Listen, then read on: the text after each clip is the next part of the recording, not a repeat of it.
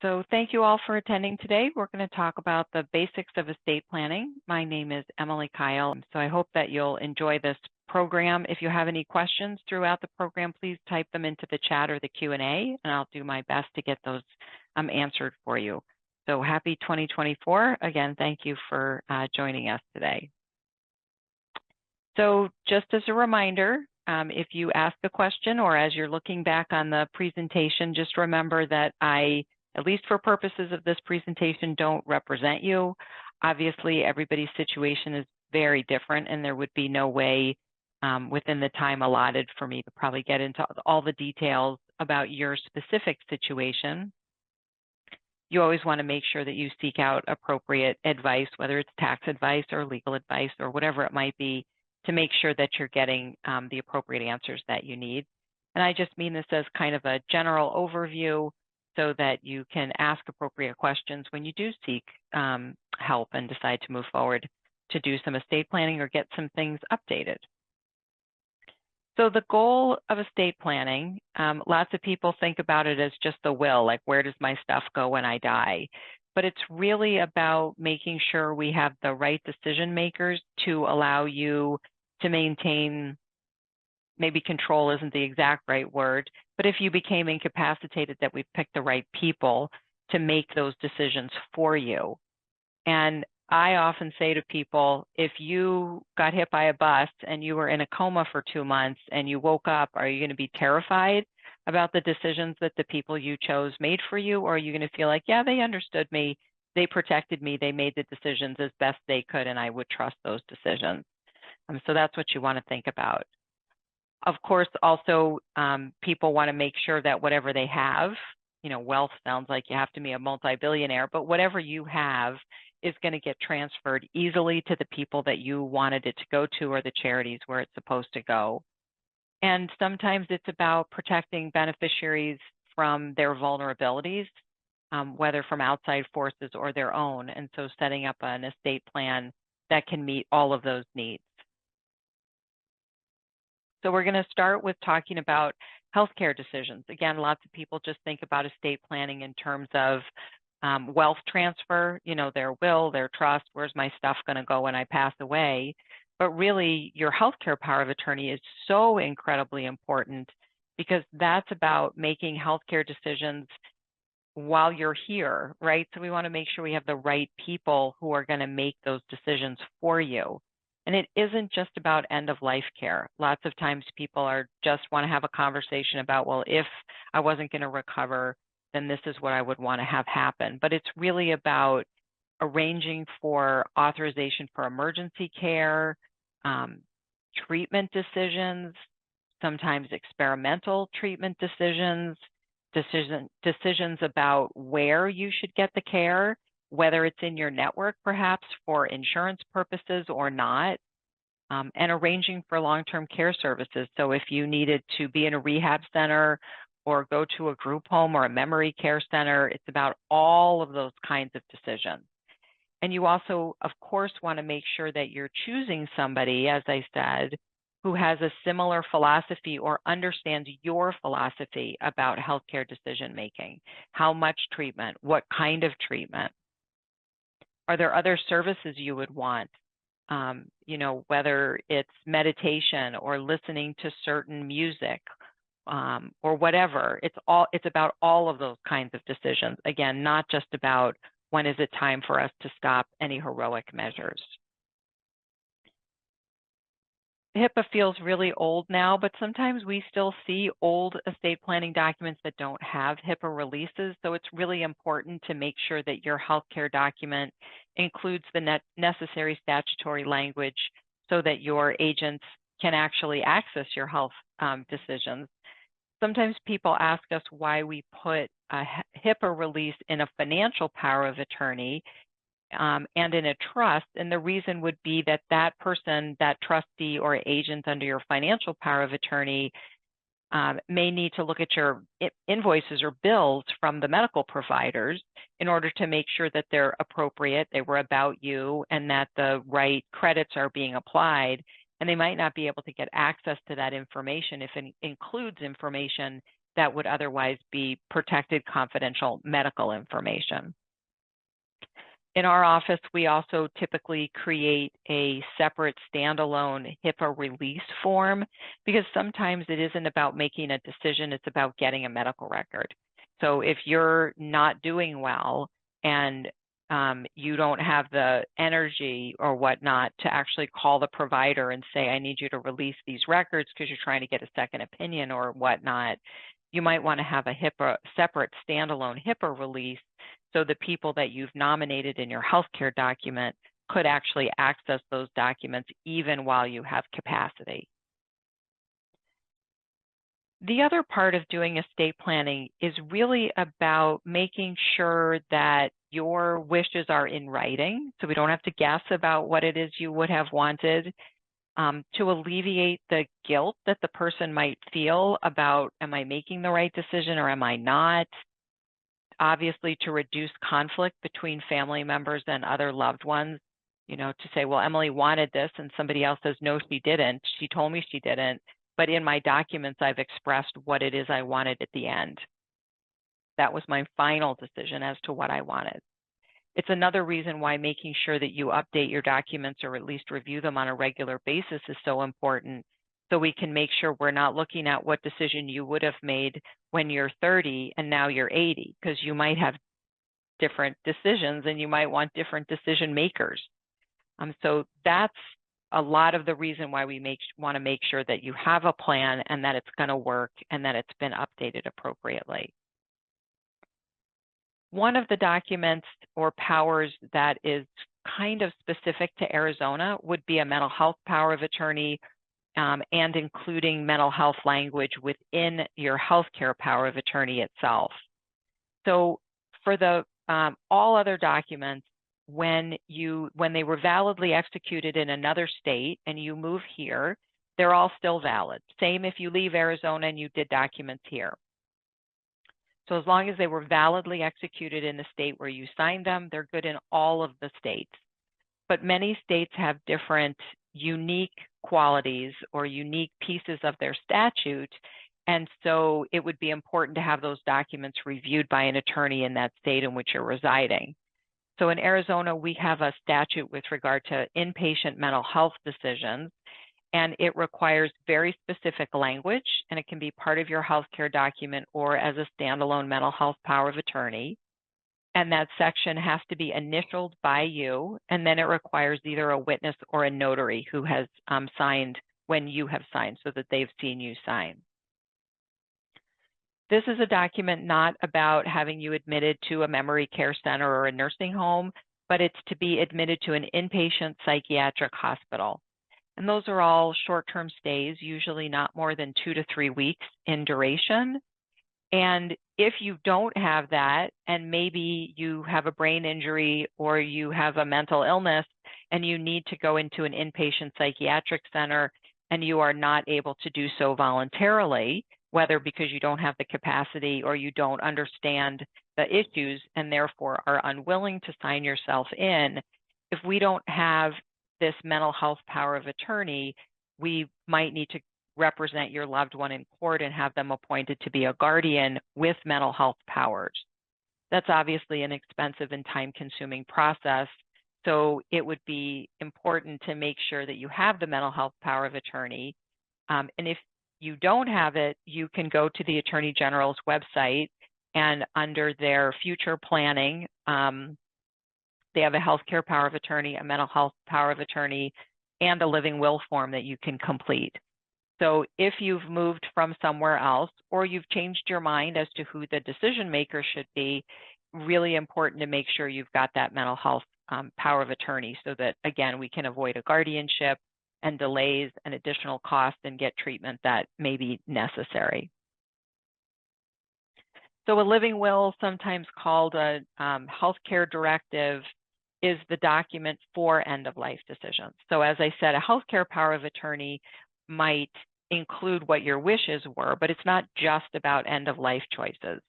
Usually your living will or healthcare directive, that's what it's about. Sometimes they're super specific. If I have this, then I want this, or I don't want this. And sometimes they're much more general. You know, if I'm not going to recover from the condition that I'm in and I can't express what I want, it's okay for my healthcare agent in conjunction with my attending physician to stop whatever heroic measures are being used.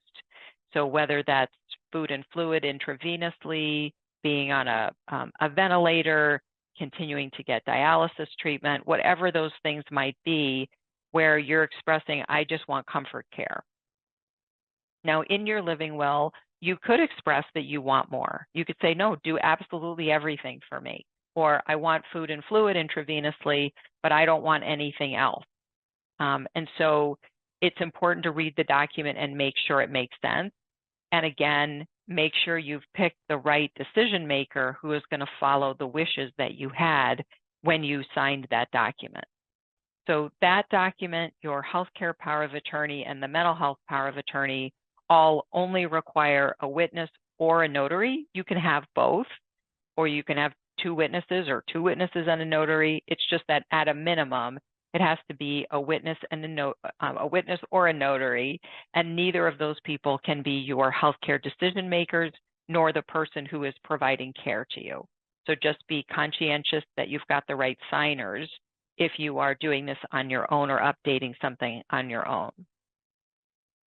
So we're going to switch now to financial decisions.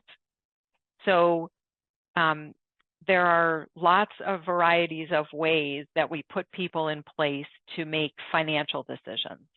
And I know that it's really confusing because all of this is just paper. And so you've got all this legalese that you don't understand. It's just a stack of paper that somebody's asking you to sign. But I think it's important, I know it's important for you to understand the different words and what they mean.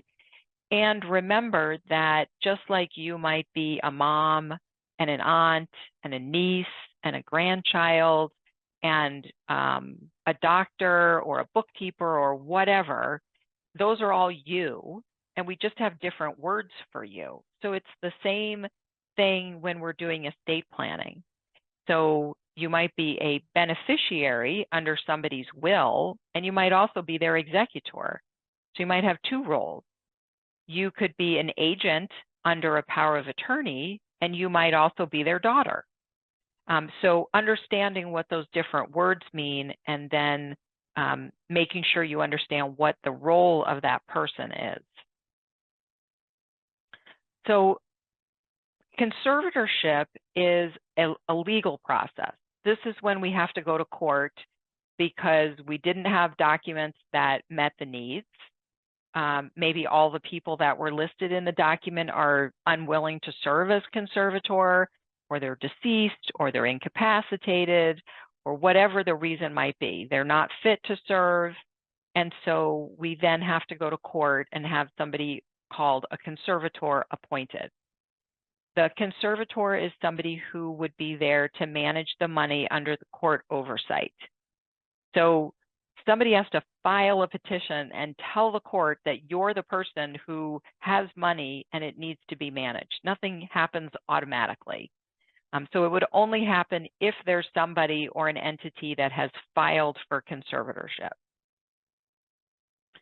The goal, of course, would be to avoid conservatorship.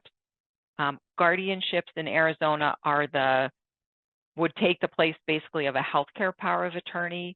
That would be somebody to make healthcare decisions who's been appointed by the court. In both instances, it can be your loved ones. It can be your spouse, your kids, your sister, your brother, your boyfriend, your girlfriend, whoever. It's just that that's the person who has petitioned the court asking to be appointed in that role and explaining to the court why we need court oversight. Why do we need the court to appoint somebody to make either healthcare decisions if it's a guardianship or financial decisions if it's a conservatorship? So doing estate planning, our goal is that you don't ever have to go to court and your loved ones don't have to go to court. But unfortunately, it doesn't always turn out that way. As I said, sometimes the people that are listed can't be located or aren't appropriate to serve anymore. There are other times when, for whatever reason, we have an asset and the financial institution is unwilling to comply with that power of attorney for whatever reason it might be. And so we might have to go to court to get a limited conservator, or to just ask for one transaction from the court that we can't do without this. Sometimes there isn't enough authority in the financial power of attorney, or if it's a trust asset, in the trust. And so we have to go to court and get the authority that wasn't drafted into the document. If we can have a power of attorney, and sometimes they're called durable power of attorney, financial power of attorney, special power of attorney, limited power of attorney, all of those things are probably still about making financial decisions over assets that are only in the name of the incapacitated person, or where they're a joint owner, like on real estate, and we need somebody to have the authority to sign off on their behalf to sell or rent or lease or get a loan against a piece of real estate. As I said, oftentimes financial institutions are not particularly cooperative with a financial power of attorney. So we always recommend that if it's an account that is not titled in a trust, that you bring it to the financial institutions where your money is and say, if I become incapacitated, are you going to allow this to be valid and effective, so that the person I've named would be able to access the monies in this account? And if the answer is no, they often will have their own form that they need you to sign, or some of the institutions will require that you sign a document saying that your power of attorney is valid. And then they keep that on record, and then they would allow your person to have access to the funds. The other thing that sometimes happens is the financial institutions say it's too old. Well, there's nothing in the statute, unless the power of attorney says it expires at a certain date. There's nothing in the statute that says they expire. So you would want to fight back on that, because obviously if you signed it at some time and then you had whatever happened to you doesn't happen for 20 years and you didn't update your documents, or they were fine the way they were drafted, we can't get new documents at the point of your incapacity, which is another important thing. You have to do the documents now and not wait until the bad thing happens. So we hear a lot, well, I'd like to, but everything's fine now. I'll just wait and I'll do it later in life. We just never know when the bad thing might happen to us. So our recommendation is really everybody over the age of 18 should have these powers of attorney. So if the bad thing happens, somebody can manage things for them. Financial powers of attorney terminate when you do. So once you pass away, the agent named in that document no longer has authority to take any action under the financial power of attorney. Sometimes we see very, I'm going to say short, financial powers of attorney that don't have a lot of detail. And so we want to make sure that we have things in the power of attorney that are useful. So whether it's to sell the home, or as I said, to get a loan against the home to pay for your long-term care costs, perhaps. If it's important to you, what happens to your pets? We want to make sure we say it's okay to use your money to take care of those pets, or to get the pet to wherever a person or an organization to take care of them. To move money into a trust. That might be because you're applying for long-term care benefits and we have to set up a certain kind of trust called an income-only trust. Or it might just be that not all the assets were titled in the trust, and then you become incapacitated and we want to make administration easier, and so to have that authority. If you want your agent to be able to make gifts, it must be specified in your financial power of attorney, or that person could be accused of exploitation by giving away your money. Even if it's to people you have given money to in the past, or charities, you want to make sure the language is specific in there. Powers regarding credit cards, so that they can dispute a charge, close an account, get information about an account, and update your address so they can actually get your bills and your tax records, so that they can do all the things that they need to do because you've now become incapacitated, or because you've decided that they're in a better position to help you do that. Remember that in Arizona, if you sign a financial power of attorney here, it requires both a witness and a notary, and they cannot be the same person, and they should not be anybody who benefits in any way from your estate, and it shouldn't be somebody who's related to you by blood, marriage, or adoption. So given all the millions of people we have in the world, it seems that we can find somebody who's not related to you, doesn't benefit from your estate, to be a witness and or the notary. And again, you need both, not just one. And I know this sounds ridiculous, but sometimes we see powers of attorney and the principal, like if I'm signing a power of attorney to make you my agent, the principal doesn't sign, and then it's not valid either. So make sure that if there are places for initials, they get initials correctly, and it needs to be signed, it needs to be witnessed, and then it needs to be notarized.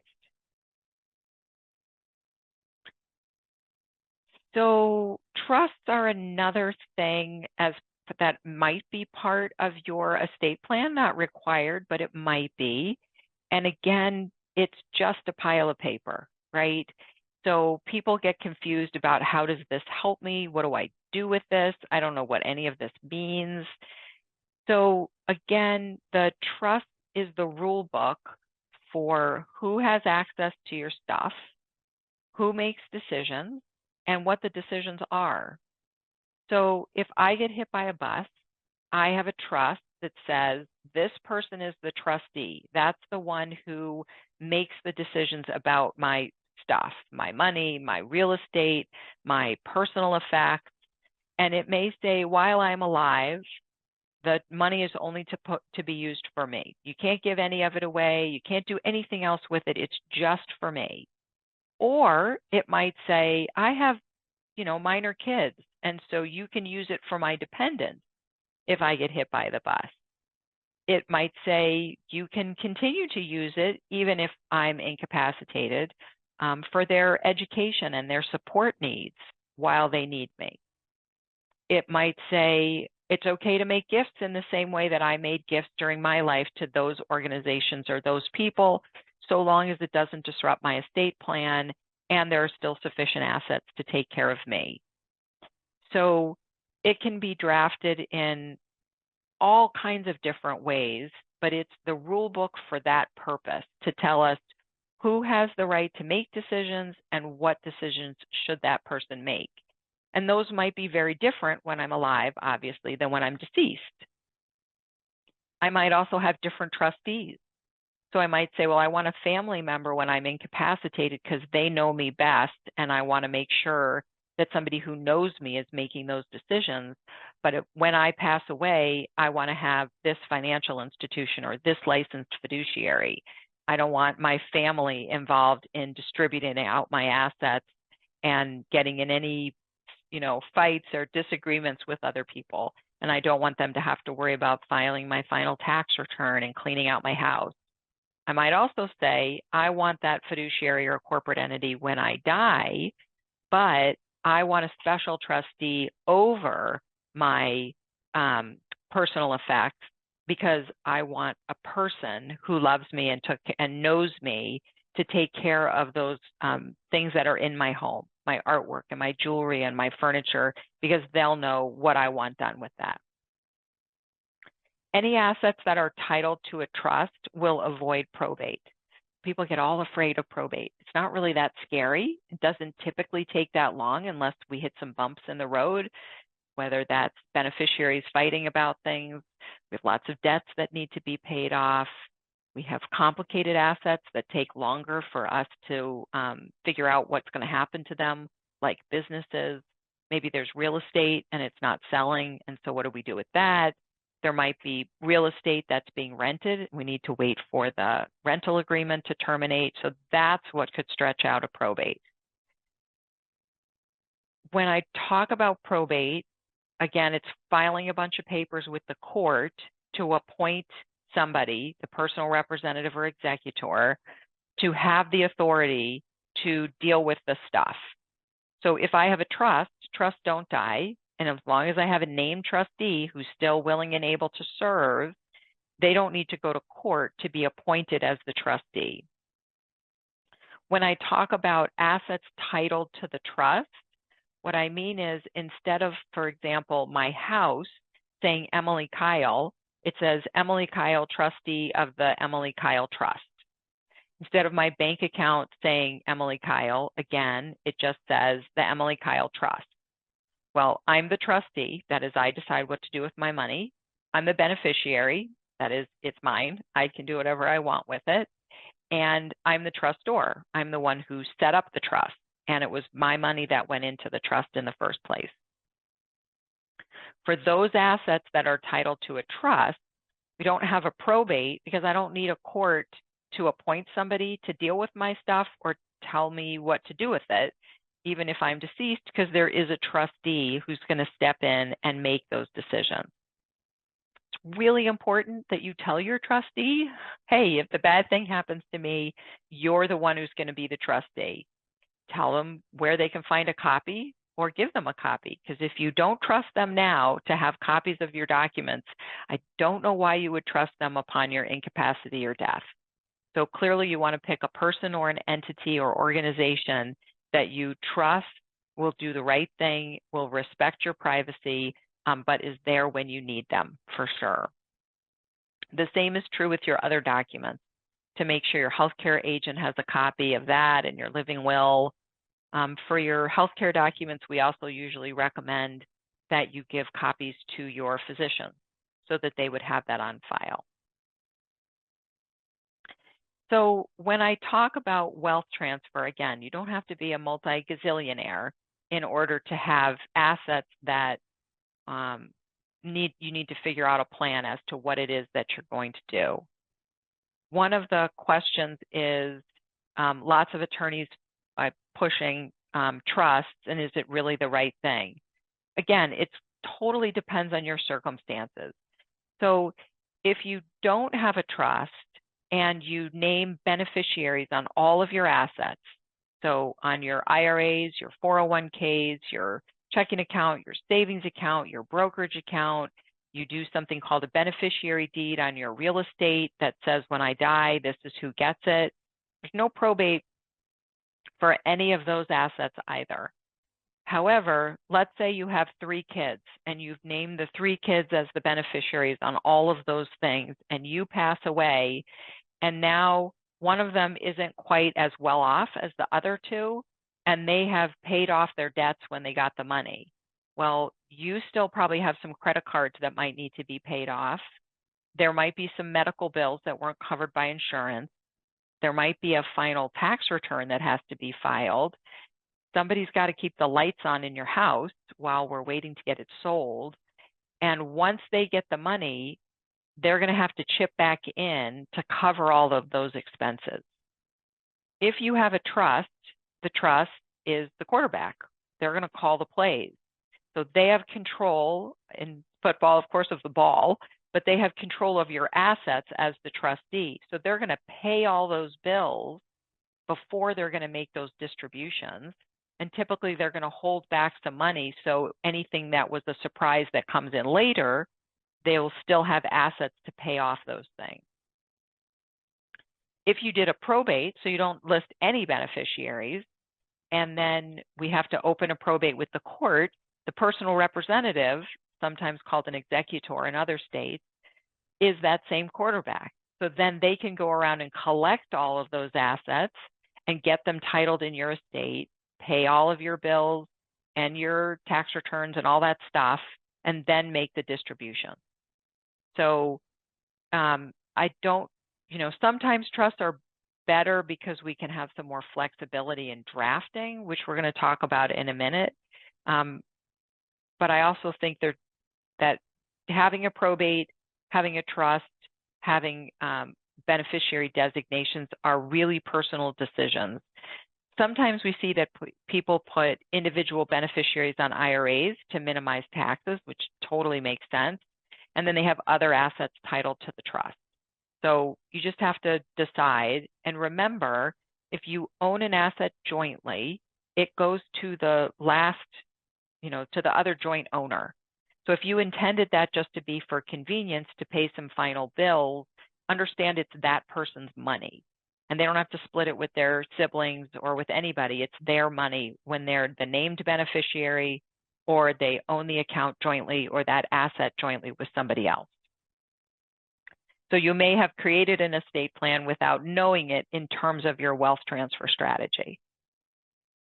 Within the trust, you can tailor what that all looks like, and the same thing within a will. You can't really do that with a beneficiary designation to say, hey, I want it held in trust until they turn 25, because as a beneficiary, they collect those assets.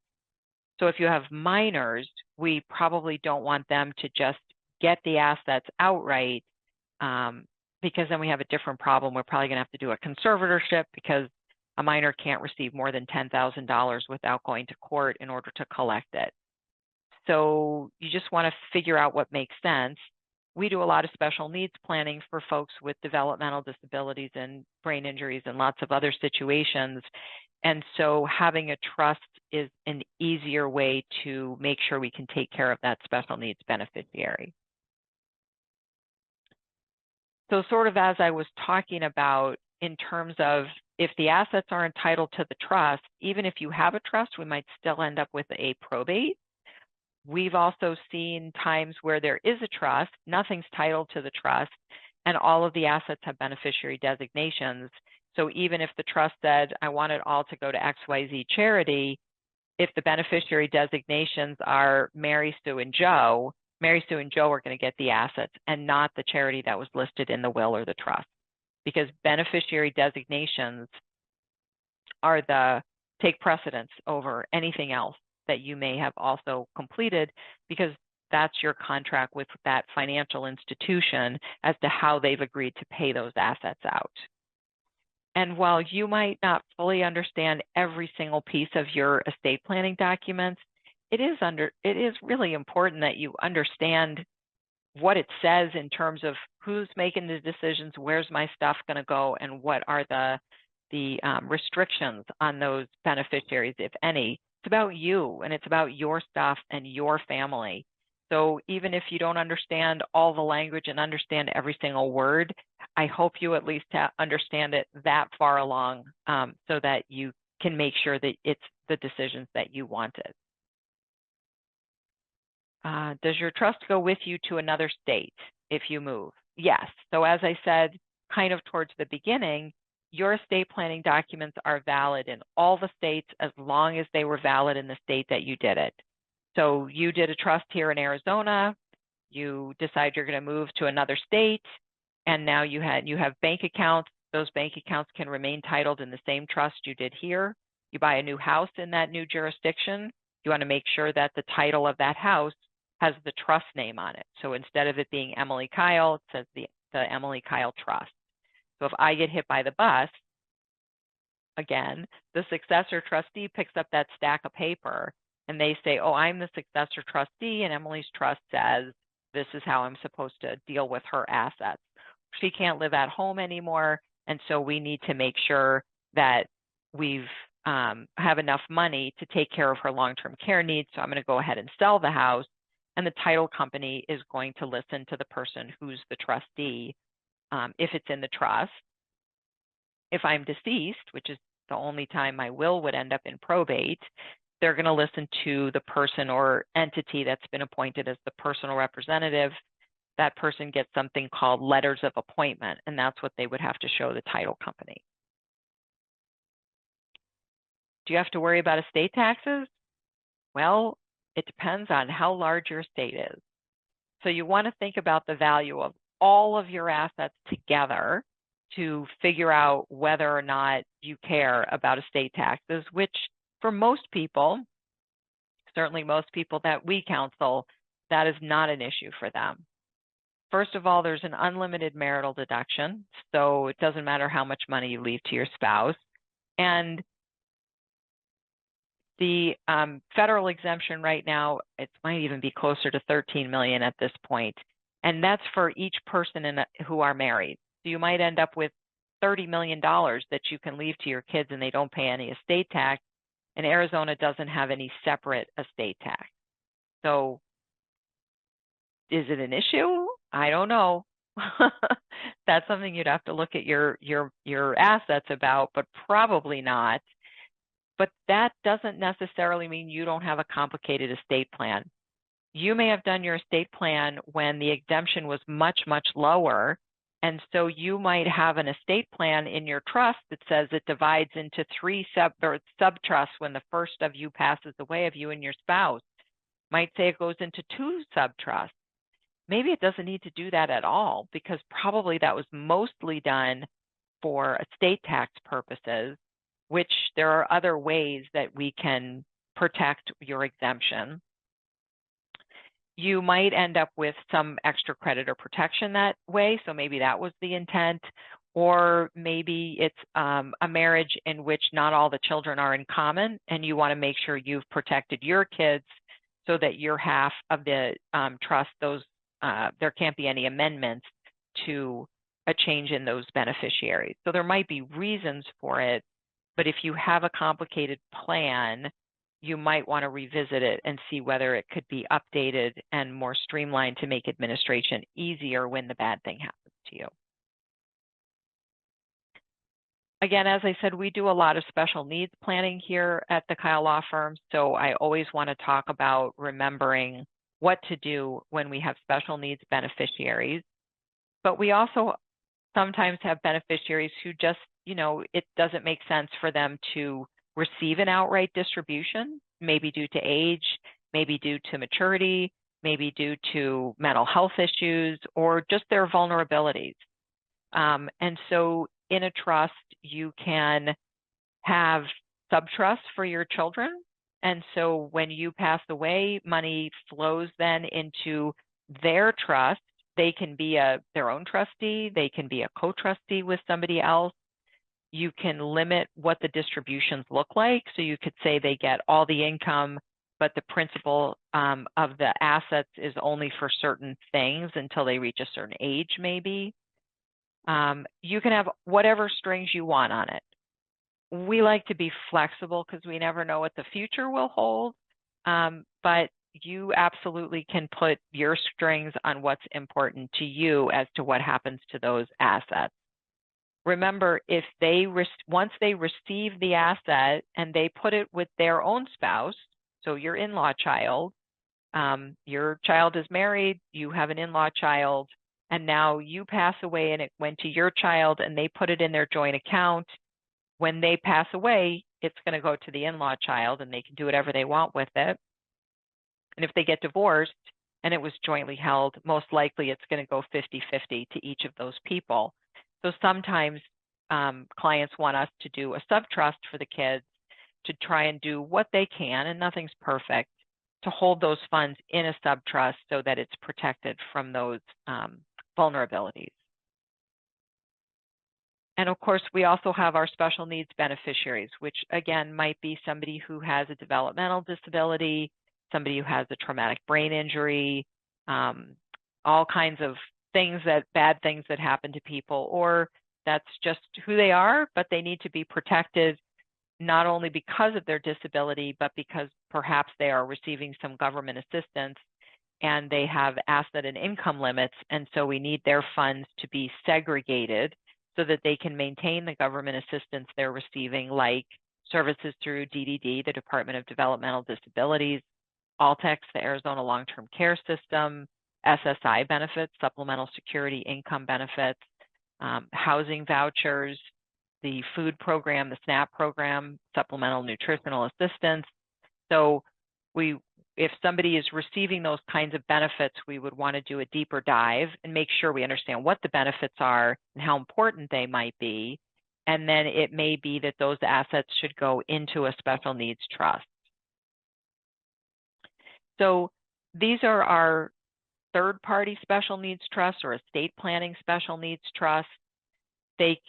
So it's part of your estate plan. So I talk about my niece Marissa all the time, who has Down syndrome. And so when I pass away, the share that would go to Marissa goes to a special needs trust for her benefit. And I get to name what happens when she passes away. So if there's money left in it and she's passed away, it goes to her siblings. doesn't go back to the state, any state that provided Medicaid services. The state doesn't get to tell the trustee how to use the money that's in the trust for the benefit of Marissa. And assuming it was appropriately drafted, she maintains all of the benefits that she had. Now, that you can do as part of your will. It can be a sub-trust of your trust, or my preference is that we make it a separate document, because even though the government doesn't get to say how the money can be spent, you do have to provide a copy of that trust document when there's money in it, not right away, because maybe it's not going to get funded till you die, but then it needs to go to those agencies so that they can review it and also make sure that it meets the requirements so that the person doesn't lose their benefits. Doesn't matter how much money or assets, houses, cars, stocks, bonds, bank accounts are in there, as long as it was drafted correctly to protect those benefits. And what I just said, which is it doesn't just have to be in a cash account at the bank. The money in a special needs trust can be invested as is appropriate for that person and what their needs might be. Again, we like a separate document, easier to get a tax ID number, easier to be named, like as the beneficiary of life insurance, for example, easier to set up an account at the bank when the time comes. And then we have first-party special needs trusts. These are the ones that scare people that have the payback to the Medicaid program. In Arizona, that's the All-Tex program. This is money that was the property of the person. So if I get hit by a bus and I have a traumatic brain injury and I need to go into a long-term care facility and I have more than $2,000, my assets, whether through that settlement, jury award, or just what I had accumulated during my life, might need to go into a first-party special needs trust so that my long-term care costs can be paid for by the state and that there's extra money in my trust to pay for all the things that the state does not pay for. So I can be in a private room, so I can get eyeglasses and dental care and other things, maybe extra caregivers for the hours that aren't covered by the state program. So this kind of trust would only be an outright inheritance. So if I just name Marissa as the beneficiary and she gets the money, that's going to put her over that $2,000 asset limit. That money would go into a first-party special needs trust. And as I said, settlement proceeds from a personal injury award or the jury award, or again, money that's been accumulated by that person. We have lots of restrictions on these kind of accounts, and reporting that has to be done to All-Tex and budgets and approval for distributions and lots of limits. But it doesn't make them bad. They're a great tool. We just want to use the right tool when we need it. So hopefully this is not what happens when you pass away if you have a special needs loved one. Hopefully you have done the trust. That's a third-party special needs trust that you set up during your lifetime and specifically said the share for this person goes into this trust. In your trust document, we can also add what we call default special needs provisions. So because we don't know for sure who your beneficiaries are going to be, we say in the document your beneficiaries are your kids, and if your kids are deceased, it's their children or their descendants. Maybe they haven't been born yet. And then I become incapacitated and can't update my documents. One of my children passes away and they have a child with a developmental disability. I don't want my estate plan to be the thing that makes it difficult for them to continue to get those services through DDD and All-Tex. And so we add language in the trust that says if there's a beneficiary who's on these benefits, then these are the terms for that beneficiary that we couldn't have planned for in advance. So just in the as we wrap up here, I just wanted to sort of talk about some things that I just think are really important. So make sure people know about your documents, communicate with the people who are your decision makers. I know that I'm old, but in my trust binder, I keep a copy of the account statement for each and every account I have and all of my beneficiary forms. So if I close an account, I throw that statement away, of course, and I don't update it every single month because how much or what stocks and bonds there might be is fairly irrelevant. But in order for my trustee to take over or my agent under a power of attorney, they have to know where my stuff is and what I have. There's no central registry to find this. A credit report's only going to find your debts, and your tax return is only going to find where you have reportable income. So you might have a life insurance policy that there's no reportable income that ended up on that tax return, and there is no central registry to find this information. So it's really important that it be accessible.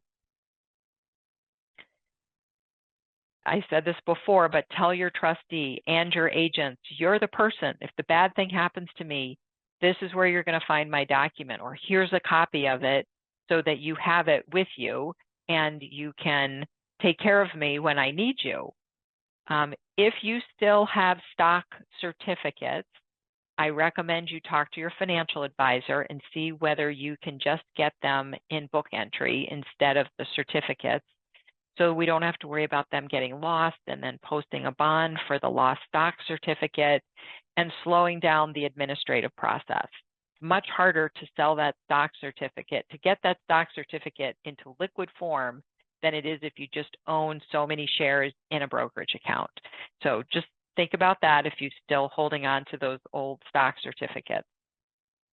And if you have a safety deposit box, please make sure that somebody knows exactly what bank it's in, which branch, and where the key is. And if you have a trust, the trust should be named as the owner of the box so that whoever the trustee is can get into the box. Otherwise, make sure you have at least an extra signer on there so when the bad thing happens, somebody can access that. Other things are people fight about things that have no actual monetary value, but they have a lot of sentimental value. So I know that lots of people put Post-its behind pictures to say this goes to so-and-so. You can also do a list. You can handwrite a list that says, you know, my gun collection to this person and my Christmas ornaments to that person. And so you can have all that stuff listed out so we don't end up fighting about who gets this or that. I will say, please make sure that you update it. So if you gave it away already, you cross it off, you initial and date, it's gone. And update it if there's new stuff that you got and you want to make sure it goes to a certain person. Otherwise, typically your will or trust would say anything that's not on the memorandum goes to my spouse. If I don't have a spouse, goes equally to my kids or my nieces and nephews or the remainder beneficiaries that I've listed in my document. So it's not like it won't go anywhere, but if it's important to you, we should know where it should go. If you have a particular charity that you want the money to go to from the sale of your personal effects, that can also be stated within your trust or your will so that we can make that charitable donation on your behalf. And sometimes people say, I don't want anybody going through my belongings. I just want a dumpster or I just want it all sold. So whatever your wishes are, we just need to make sure they're in writing so nobody has to guess and nobody has to argue that's not what she told me, this is what she told me. If you have those items, make sure you tell the people so they're not surprised that they didn't get the thing that they thought they were going to get, or to make sure they get the thing that they wanted to have. And this is not a one-stop shop, okay? It's not a one-time event. It's really important that you want to make sure you're updating your documents, you're looking at who it is that you picked to be your decision makers, you're reviewing your documents on a regular basis. It's kind of perfect timing because I'm doing this in January. My goal, which I do every year, is to pull out my trust binder around the first of the year and review, are these still the people that I like? Are these still the people that I want to get my stuff? Are these the right percentages? Did I put the right ages in for people who might have been younger? At this point, my nieces and nephews are all adults. So I've taken out all of the age restrictions because they're already adults and they all work and have jobs and are great human beings. So things like that, you need to make sure that they get updated so that it actually makes sense. You may have named a local community bank and they might not be here anymore. So getting those things updated is just so very important. you want to avoid probate, as we've talked about before, that's joint ownership, beneficiary designations, titling things to a trust. That's how you avoid probate. But again, probate is not scary in Arizona. And so be cognizant that if you just list beneficiaries and they're not willing to chip in to continue to pay your expenses, that might not be the perfect way to set things up. Have a good list of assets. Make sure people know where your stuff is. Time and time again, we see that there's an account titled at a bank in the name of the trust, only nobody has a copy of the trust document. So we have to go to court and do a whole bunch of stuff in order to get an order so that we can get somebody in charge and then make the distributions out. And vice versa, oftentimes people have trusts, but they didn't title anything to the trust, and the assets aren't set up in any way that's similar to what those beneficiary designations were on the accounts. And then people are confused and mad and want to fight about it. Well, he said I was going to get this, but it's not the way it was set up. So be conscientious. I hope that this was helpful for people. I know that it's a lot of information.